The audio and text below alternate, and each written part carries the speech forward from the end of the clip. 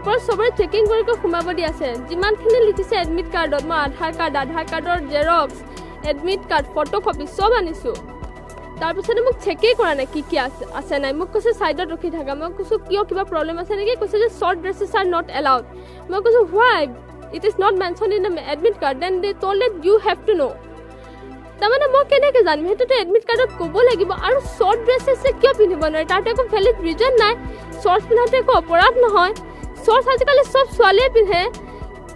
আৰু যদি সঁচাকৈ সিহঁতে নিবিচাৰে শ্বৰ্টছ নিপিন্ধাটো যদি বিচাৰে যে শ্বৰ্টছ পিন্ধিব নালাগে সেইটো অবভিয়াছলি এডমিট কাৰ্ডত মেনশ্যন কৰিব লাগে আৰু মই যেতিয়া সেই কথাটো ক'লোঁ সিহঁতে মোক ক'লে যে এইটো কমন চেন্সৰ কথা জানিব লাগে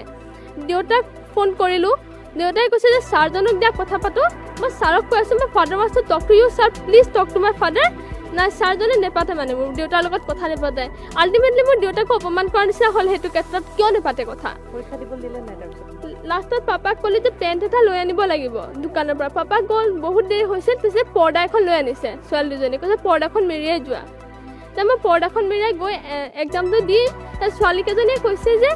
তুমি কিয় শ্বৰ্টছ পিন্ধি আহিলা মই কৈছোঁ এইটো এডমিট কাৰ্ডত মেনশ্যন কৰা মই কেনেকৈ জানিম যে শ্বৰ্টছ পিন্ধিব নালাগে তাই কৈছে এইটো কমন চেন্সৰ কথা যদি ইমানটো নাজানা লাইফত কি কৰিবা তোমাৰ এম্বাৰেছ কৰা হৈছিলে য়েছ অবভিয়াছলি এইটো মেণ্টেলি